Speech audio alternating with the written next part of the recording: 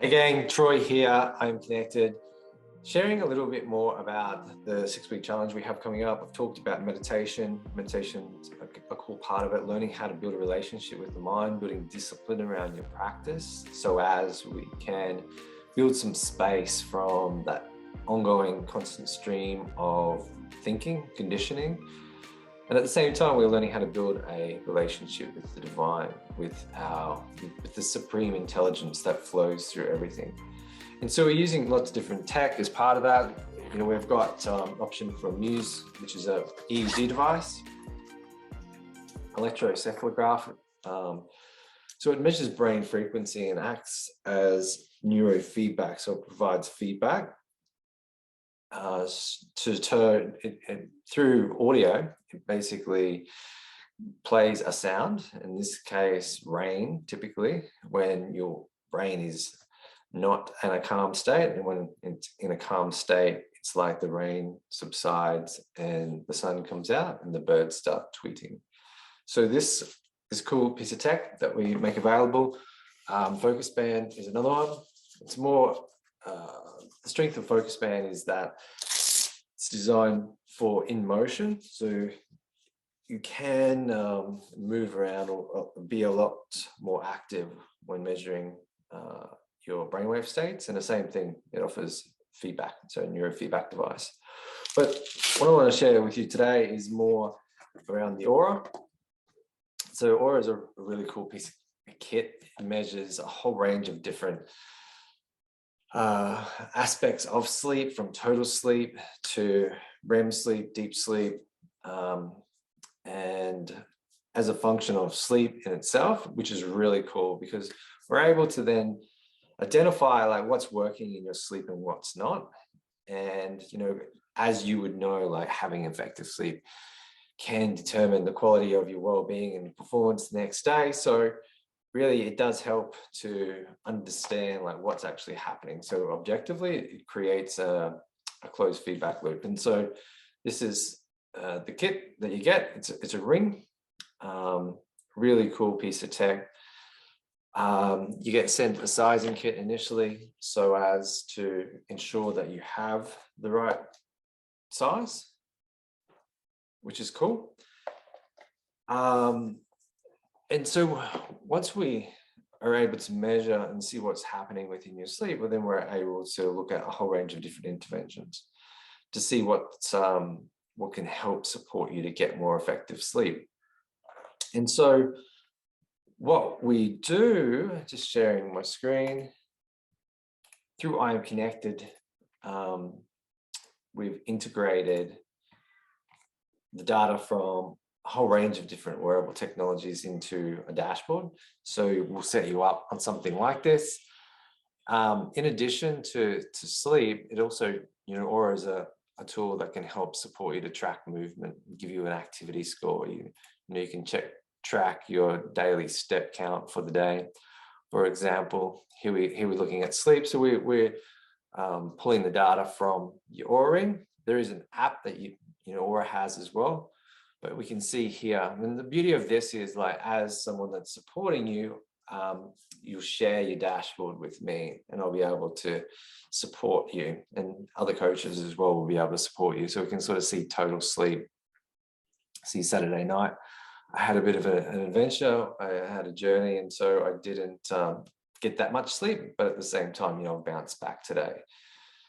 And so we're also tracking recovery, like how. But there's a couple of other key metrics that we use to measure how our body and our being is recovered the next day. And so that's resting heart rate and heart rate variability. And so it can indicate like how stressed our body is. Because for example, the heart rate variability is an indicator of the autonomic system, the nervous system, which the two competing branches are sympathetic, which is more of like a fight, flight, stress response, and parasympathetic, which is rest and digest and flow. And if you've got a low heart rate variability, it means that your sympathetic branch is, it's activated, and so the variability between your heartbeats is less. When you've got more of a parasympathetic, more of a rested, relaxed, less stress, less anxiety, then we'll be able to see that there's more variability. So what happens is the parasympathetic is quite active, and then there's variability. The more variability in your heart rate, the more indicative it is of relaxation response.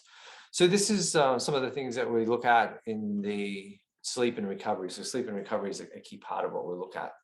And that's just the beginning as well. Like there's heaps of ways that we're exploring beyond just understanding like sleep.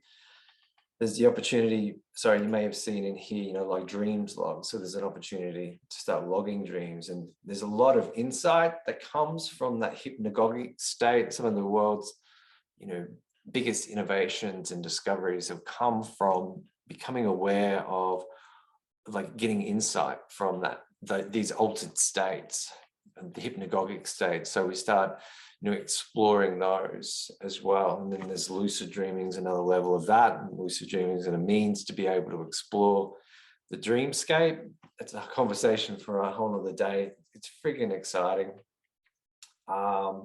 We're developing these new graphics. I'll give you a little insight, little sneak peek into these. So this, if you look at the, is it worth the same? Where's another one? Anyway, I've got two here somewhere, but